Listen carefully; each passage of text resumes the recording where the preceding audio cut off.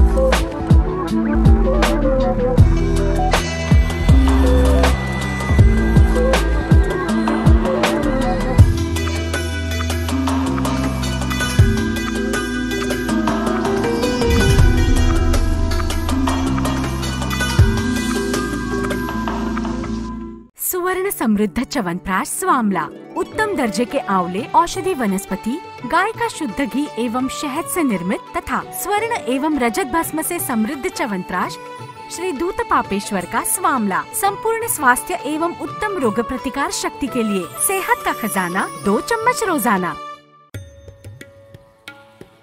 Shri Ayurvedic presents Pandit D. Gopalacharlu's Madhifala Rasayanam. It is made with tons of natural sweet lime, lemon and ginger. It works effectively in indigestion, gas trouble, loss of appetite and jaundice.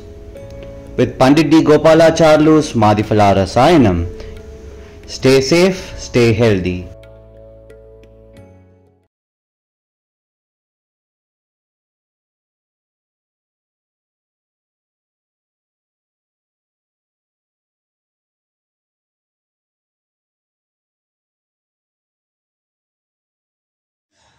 ಮೊದಲಿಗೆ ನಮ್ಮ ಕಾಲೇಜಿನಲ್ಲಿ ಆಯುರ್ಗ್ರಾಮ ಕುರಿತು ಆಪ್ತಾಸ್ ಮೂಲಕ ಮಾಹಿತಿ ಸಿಕ್ತು.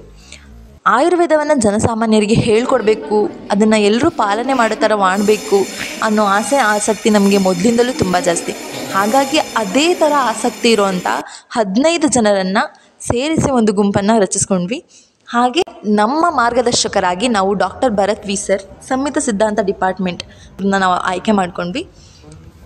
Team ಕೂಡ ready ಆಯಿತು, ಹಾಗೆ ಕೋಆರ್ಡಿನೇಟರ್ ಕೂಡ ರೆಡಿ ಆದರು.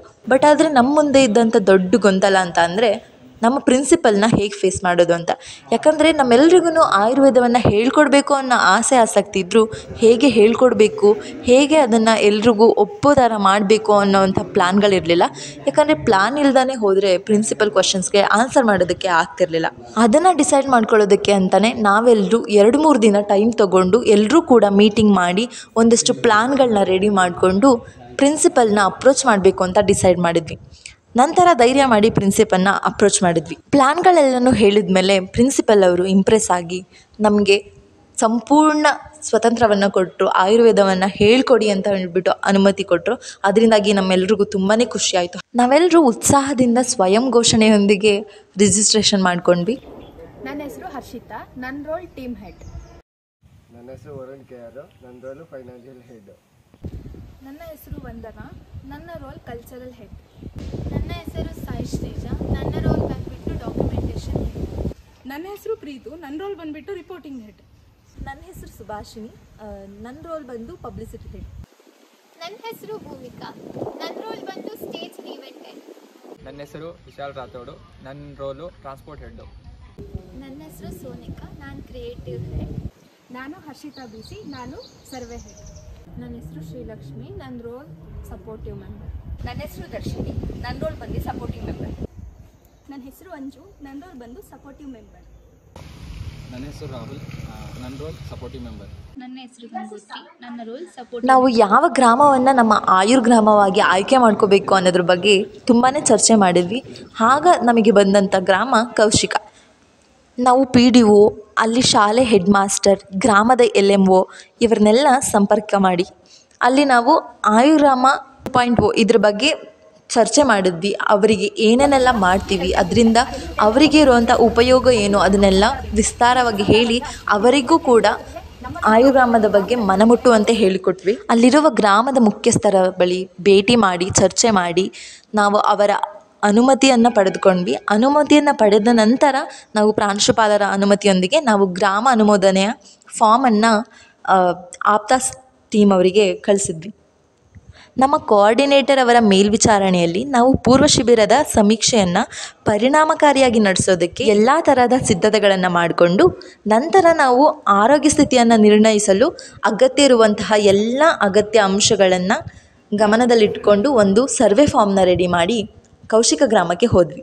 ಶಿಬಿರದ ಪೂರ್ವ ಸಮೀಕ್ಷೆ ಮಾಡೋದಕ್ಕೂ ಮೊದಲು ನಾವು ಅಲ್ಲೇ ಇರುವಂತಹ ಶಿವನ ದೇವಸ್ಥಾನದಕ್ಕೆ ಹೋಗಿ ದೇವರ ಆಶೀರ್ವಾದದೊಂದಿಗೆ ನಮ್ಮ ಸರ್ವೆಯನ್ನು ಸ್ಟಾರ್ಟ್ ಮಾಡಿದ್ವಿ.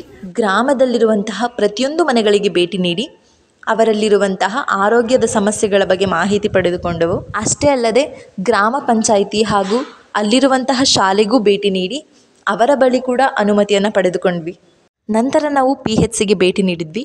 ಅದಾದಮೇಲೆ ಅಲ್ಲಿರುವಂತಹ ಆಶಾ ಕಾರ್ಯಕರ್ತೆಯರೊಂದಿಗೆ ನಾವು ಮಾತುಕತೆ ಆಡಿ ಹಾಗೆ ಅಲ್ಲಿರುವಂತಹ ಡಾಕ್ಟರೊಂದಿಗೆ ಮಾತಾಡಿ ಅಲ್ಲಿರುವಂತಹ ಊರಿನವರಿಗೆ ಸಾಮಾನ್ಯವಾಗಿ ಇರುವಂತಹ ಕಾಯಿಲೆಗಳು ಯಾರು ಯಾವ ಕಾಯಿಲೆಯಿಂದ ಬಳಲುತ್ತಿದ್ದಾರೆ, ಯಾವುದು ಹೆಚ್ಚಾಗಿ ಇದೆ ಅನ್ನೋದ್ರ ಬಗ್ಗೆ ಮಾಹಿತಿಯನ್ನು ತಿಳಿದು ಮುಂದಿನ ಕಾರ್ಯಗಳನ್ನು ಕೈಗೊಂಡೆವು. ನನಗೆ ಆಯುರ್ಗ್ರಾಮ ಬಗ್ಗೆ ಗೊತ್ತಾದಾಗ ನಂಗೆ ತುಂಬ ಖುಷಿ ಆಯಿತು. ಯಾಕಂದರೆ ಚರಕಾಚಾರ್ಯರ ತತ್ವಗಳನ್ನ ನಾವು ಜನರಿಗೆ ತಲುಪಿಸ್ಬೋದು ಅಂತ. ಇದು ಜನರಿಗೆ ಮಾತ್ರ ಅಲ್ಲದೆ ನಮ್ಮಲ್ಲೂ ಬದಲಾವಣೆ ತಂದ್ಕೊಳ್ಳೋಕ್ಕೆ ತುಂಬ ಒಳ್ಳೆಯ ಅವಕಾಶ. ನಾವು ಕೌಶಿಕ ಗ್ರಾಮಕ್ಕೆ ಪ್ರೀ ಕ್ಯಾಂಪ್ ಸರ್ವೆಗೆ ಅಂತ ಹೋದಾಗ ನಾನು ಅಬ್ಸರ್ವ್ ಮಾಡಿದ್ದೇನಂತಂದರೆ ಅಲ್ಲಿ ಜನಗಳೆಲ್ಲ ಬದಲಾವಣೆಗೋಸ್ಕರ ರೆಡಿ ಇದೆ. ಪ್ರೀ ಕ್ಯಾಂಪ್ ಸರ್ವೆ ಮಾಡಿದಾಗ ನಮ್ಗೆ ಗೊತ್ತಾಗಿದ್ದ ಒಂದು ವಿಷಯ ಏನಂದರೆ ಆ ಊರಲ್ಲಿ ಸುಮಾರು ಜನಕ್ಕೆ ಆಯುರ್ವೇದದ ಬಗ್ಗೆ ತುಂಬ ಮೂಢನಂಬಿಕೆ. ನನಗೆ ನಾವು ಈ ಕ್ಯಾಂಪ್ ಮೂಲಕ ಅದನ್ನು ಅವರಿಂದ ದೂರ ಮಾಡ್ತೀವಲ್ಲ ನಂಬಿಕೆ. ಜನರಿಗೆ ಆಯುರ್ವೇದದ ಬಗ್ಗೆ ಗೊತ್ತಿಲ್ಲ ಅಂದರೂ ಅದನ್ನು ತಿಳ್ಕೊಬೇಕನ್ನೋ ಕುತೂಹಲ ಇದೆ. ನಾವು ಆಯುರ್ವೇದದ ಬಗ್ಗೆ ಹೇಳ್ಕೊಟ್ರೆ ಅವರು ಅಡಾಪ್ಟ್ ಮಾಡ್ಕೊತಾರೆ ಅನ್ನೋ ಭರವಸೆ ನಮಗಿದೆ. ಇಲ್ಲಿ ಗ್ರಾಮದ ಜನರಿಗೆ ಋತುಚರ್ಯ ಅಂದರೆ ಏನು ಅಂತ ಗೊತ್ತಿಲ್ಲ. ಬಟ್ ಆದರೆ ಈ ಕ್ಯಾಂಪ್ ಮುಗಿದ ಮೇಲೆ ನನಗೆ ಏನು ಅನ್ಸುತ್ತೆ ಅಂತಂದರೆ 100ರಲ್ಲಿ 60 ಜನಗಳಾದರೂ ಪ್ರತಿ ಋತುವಿನಲ್ಲೂ ಆಯುರ್ವೇದನ ಅವರು ಅಳವಡಿಸ್ಕೊಳ್ತಾರೆ ಅನ್ನೋ ನಮ್ಮ ಭರವಸೆ ಈಗ ನಮಗೆ ಹೆಚ್ಚಾಗಿದೆ. ಆಯುರ್ವೇದನ ನಮ್ಮ ಜೀವನದಲ್ಲಿ ಫಾಲೋ ಮಾಡ್ತೀವಿ ಅಂತ ಹೇಳೋ ಜನಗಳು ತುಂಬ ಕಮ್ಮಿ. ಆದರೆ ನಮ್ಮ ಕೌಶಿಕ ಗ್ರಾಮದಲ್ಲಿ ಆಯುರ್ವೇದನ ಅರ್ಥ ಮಾಡಿಕೊಂಡು ನಾವು ಅದನ್ನ ಫಾಲೋ ಮಾಡ್ತೀವಿ ಅಂತ ಹೇಳೋದನ್ನ ಕೇಳಿ ಖುಷಿ ಆಯಿತು.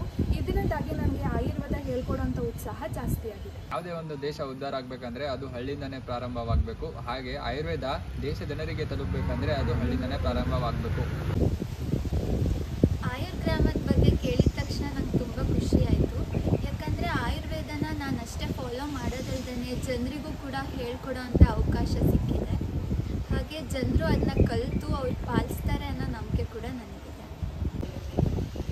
ನಾವು ಈ ಗ್ರಾಮಕ್ಕೆ ಪ್ರೀ ಕ್ಯಾಂಪ್ ಸರ್ವೆ ಅನಾಲಿಸಿಸ್ ಕೊಟ್ಟಾಗ ನಮಗೆ ಪಾಸಿಟಿವ್ ಮತ್ತು ನೆಗೆಟಿವ್ ರೆಸ್ಪಾನ್ಸ್ ಎರಡೂ ಸಿಕ್ತು.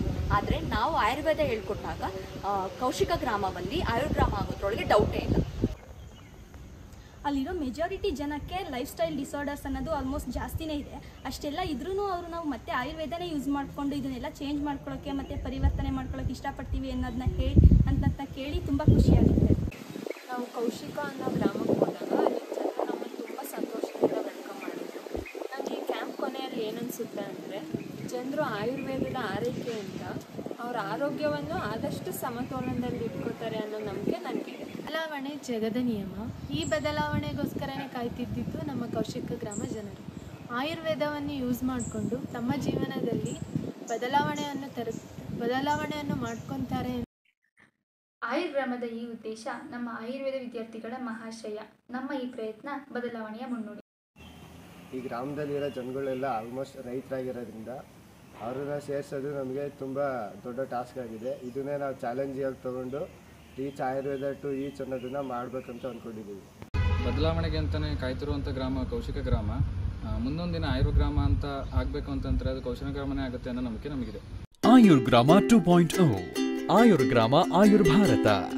Subscribe and share this video to all and join hands with us to reach Ayurveda to each.